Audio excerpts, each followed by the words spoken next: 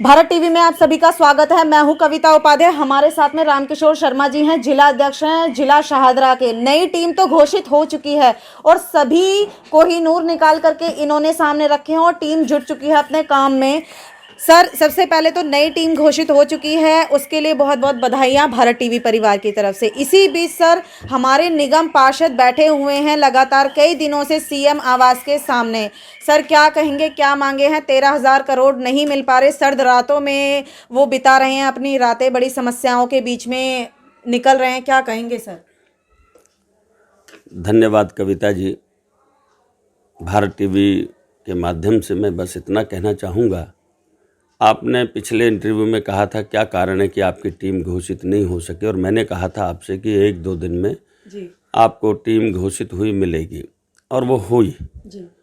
और अभी आपने कहा कि जो 13,000 करोड़ रुपए सीएम केजरीवाल जी ने जो एमसीडी के देने हैं, निश्चित रूप से उनसे कोई हम खैरात नहीं मांग रहे हमारे निगम पार्षद। जब आप विधायकों के लिए तो पैसा जुटा देते हैं, क्योंकि विधायक आपके वहाँ पर 62 जीत कर आए हैं, और जो एमसीडी के हिस्से का पैसा है, और वो तो आपका पैसा नहीं है, वो उनके हिस्से का पैसा है जो केंद्र से भी आता है और टैक्सेस से भी आता है। एमसीडी सिविक बॉडी है, दिल्ली सरकार के अंडर में काम करती है, लेकिन भाजपा की सरकार है तीनों एमसीडी में, इसलिए आपको उन्हें पैसा देने में कष्ट होता है। अगर यही एमसीडी आम आदमी पार्टी की होती तो ये 13,000 करोड़ की जगह 26,000 करोड़ उनको देने को तैयार हो जाते, लेकिन भाजपा को इसका कोई श्रेय ना मिले। दिल्ली में जितने काम एमसीडी कर रही है, केजरीवाल सरकार आधे काम भी दिल्ली में गिनवा दे, तो मैं इस बात की चुनौती देता हूँ, एमसीडी प्रारंभ से अंत तक सारे काम एमसीडी के हाथ में हैं। मैंने पिछले बार जब बातचीत की थी तो आपको कहा था कि जन्म प्रमाण पत्र से लेकर मृत्यु प्रमाण पत्र तक सभी कार्य नगर निगम के हाथ में हैं, और ये पहली बार नहीं है। जब ये सिविक बॉडी बनी थी 1954 में, तो इसलिए नहीं बनी थी कि इसमें केजरीवाल सरकार आएगी, एमसीडी को परेशान करेगी। आपको याद दिलवाना चाहता हूं कि केंद्र में और दिल्ली में कांग्रेस की सरकार होती थी, तब भी हम एमसीडी में जब जीत कर आते थे तो कभी ऐसा नहीं हुआ। कांग्रेस की दिल्ली सरकार, शीला दीक्षित, उनके हिस्से का पैसा देती थी। कभी आपने नहीं सुना होगा कि हमारे हिस्से का पैसा नहीं दिया जा रहा जी। लेकिन केजरीवाल जी की जो राजनीति का तरीका है वो बहुत अलग है। वो आज एमसीडी को इसलिए परेशान कर रहे हैं कि भाजपा को इसका श्रेय ना मिल जाए जी। और अगले वर्ष नगर निगम चुनाव है 2022 में। निश्चित रूप से जब चुनाव आएगा तो ये उनकी बहुत सारी कमियां गिनवा कर ये कहेंगे कि एमसीडी फेल हो गई जी। क्योंकि पैसा नहीं होगा, आज ठेकेदारों की पेमेंट नहीं हो पा रही, ठेकेदार काम लेने को तैयार नहीं है एमसीडी के। वो कहते हैं विधायक फंड वाले काम तो हम करेंगे, लेकिन एमसीडी का काम इसलिए नहीं करेंगे, वहाँ पेमेंटें अटकी हुई हैं। मैं तो कहना चाहता हूँ आपके भारत टीवी के माध्यम से कि केंद्र को भी जब पैसे दिल्ली सरकार को दें तो निश्चित रूप से मीडिया के सामने दें, जनता को पता लगे कि आपको 67,000 करोड़ रुपया कोई आपने अर्जित नहीं किया, केंद्र सरकार ने आपको दिया है जी। आपके टैक्सेस के हिसाब से जो आपका बनता है, रेवेन्यू बनते हैं, उस हिसाब से आपको मिल रहा पैसा जी। तो वो पैसा जा कहाँ रहा है, अभी लोगों को यही नहीं पता कि दिल्ली का, अकेली दिल्ली का बजट 67,000 करोड़ रुपए है जी। और ना हो तो केजरीवाल जी बताएं कि ऐसा नहीं है जी। परंतु उस 67,000 करोड़ में हम बार बार एक बात कहते हैं।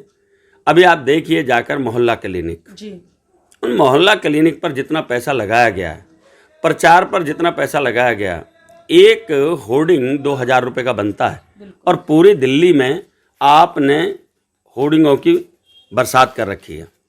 आपने अभी, मैंने पिछली बार भी कहा था, आप पैसा लगा रहे हैं केवल केजरीवाल जी की फ़ोटो पकड़कर सिविल डिफेंस के कार्यकर्ता रोड पर खड़े हैं। मुझे अभी तक नहीं पता लगा कि हर चौराहे पर आपने 16-16 सिविल डिफेंस के कार्यकर्ता खड़े किए हैं। ये कौन सा प्रदूषण कम कर रहे हैं? केवल एक बात तो जरूर कर रहे हैं कि आंखों में धूल जरूर झोंक रहे हैं, क्योंकि प्रदूषण केजरीवाल जी की फ़ोटो लेके रेड लाइट पर खड़े होने से कम नहीं होगा। जी। आप इतने पैसे के आप स्मोक टावर लगाते, आप दिल्ली में प्रदूषण कम करते, लेकिन आप प्रदूषण के खिलाफ युद्ध जी। आप इस पर डीटीसी की बसों पर, मेट्रोज में, सब जगह प्रचार प्रसार करते हैं और उसमें केजरीवाल जी का फोटो छापते हैं। रामकिशोर जी, अगर हम एमपीज़ की बात करें तो पूर्वी दिल्ली के 2 एमपी भी पहुंचे वहां पर, जो निगम पार्षद जहां बैठे हैं केजरीवाल जी के आवास पर। उनका कहना है हमें हाउस अरेस्ट कर रहे हैं बीजेपी वाले। क्या कहेंगे सर? देखिए, जब दिल्ली में किसानों के बीच पहुंचे तो इन्होंने इतनी बड़ी बातें कर दी कि इन्हें अंदाज़ा ही नहीं था कि केजरीवाल जी दिल्ली की जनता है। उनको याद दिलवाना चाहता हूं, पब्लिक है, सब जानती है जी। आपके बस का दिल्ली के बाजार बंद कराने हैं नहीं। क्यों? क्योंकि लोग आपकी नीतियों से खुश नहीं हैं। जी। अब बाजार बंद नहीं हुए, दिल्ली बंद नहीं हुई, और आप लोगों ने दिखाया कि दिल्ली तो खुली हुई थी। जी। तो उन्होंने इस नाटक को, क्योंकि बड़ी बड़ी बात करके आए थे, तो उन किसानों को ये दिखने लगा कि केजरीवाल जी में कितना दम है दिल्ली में। उससे बचने के लिए उन्होंने कहा जी हाउस अरेस्ट हो गए, मुझे वहाँ नज़रबंद कर दिया। जी। आप बताएंगे जरा, 400 लोगों को आपने कहा कि मेरे घर में आने की अनुमति दी जाए। जी। 90 लोग आपके अंदर घर में प्रवेश भी कर गए। आपको तो इतनी भी शर्म नहीं आई, आपको थोड़ा सा भी नहीं लगा कि हमारी महिला पार्षद जो बाहर बैठी थी, उनको सामने वाले घरों ने दया करके ये कहा कि शौचालय आप हमारे यहाँ चले जाइए। बिल्कुल।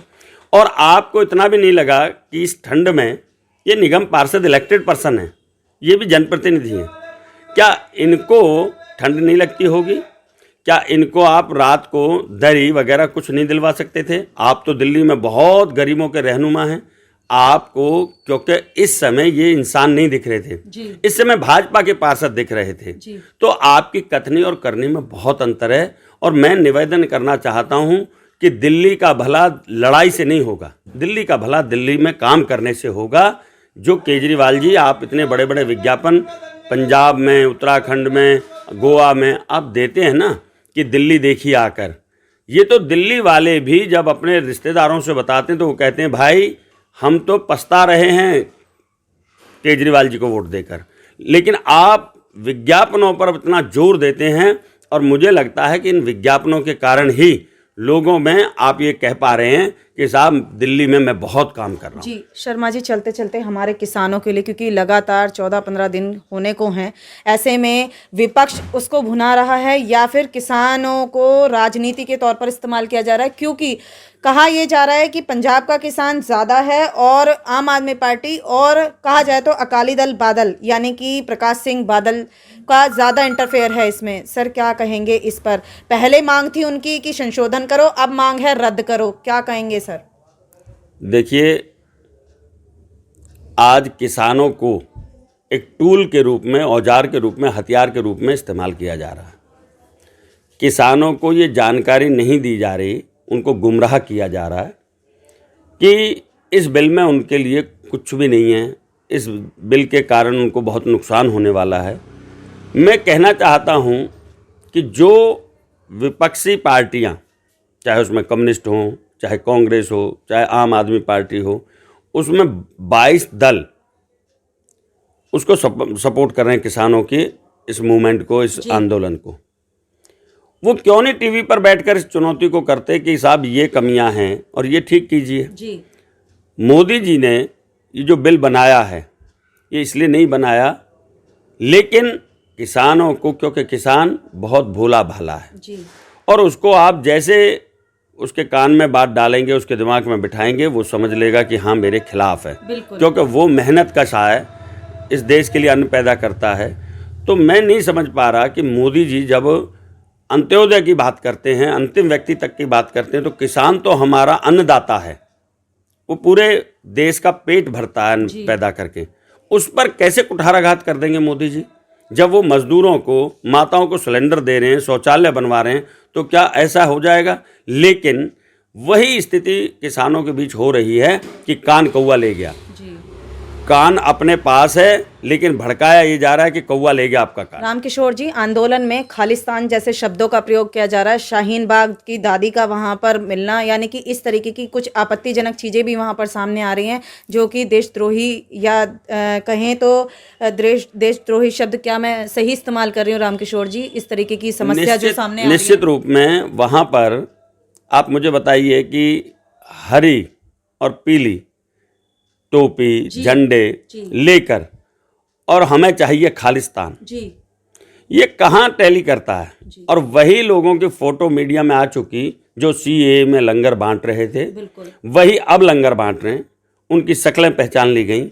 लेकिन मैं आपको एक बात कहना चाहता हूं कि जिस तरह इस किसान आंदोलन के बहाने कुछ देशद्रोही उसमें घुसे हैं, सरकार बहुत जल्दी उन तक पहुंच रही है और उनको जल्दी से जल्दी ये बताने जा रही है कि आप इस देश के किसानों को गलत रास्ते पर ले जाने के लिए इनको आग में झोंक रहे हो, देश को आग में झोंक रहे हो, और देशद्रोही जैसे जो नारे लगा रहे हैं उनके खिलाफ मोदी सरकार सख्ती से निपटेगी। शर्मा जी, चलते चलते सिर्फ एक सवाल, बैठक का नतीजा कब तक सही होगा और किसान कब तक अपने घर को वापसी करेंगे, क्योंकि छोटे बच्चे और महिलाएं भी शामिल हैं? निश्चित रूप में मैं आपको एक बात कहना चाहता हूं कि मोदी जी भी उतने ही चिंतित हैं।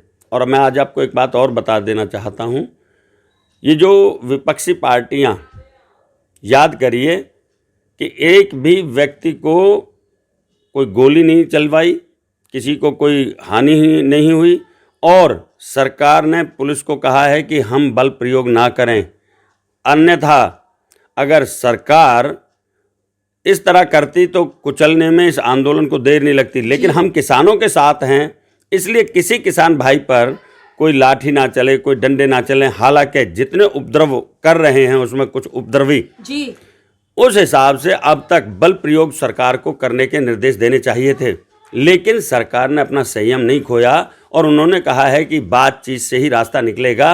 और मैं उम्मीद करता हूं कि ज़्यादा नहीं, 2-3 दिन में आपके सामने ये खुशखबरी आ जाएगी कि किसानों के हित में मोदी जी का बयान आ गया। बिल्कुल सही बात है। जिला अध्यक्ष रामकिशोर शर्मा जी को आपने सुना, इन्होंने एक ही चीज कही कि किसानों के साथ में है मोदी सरकार। और नगर निगम की बात करें तो निगम में भी जो लड़ाई चल रही है अंतिम तक लड़ेंगे, क्योंकि वो जनता के लिए लड़ाई जारी है।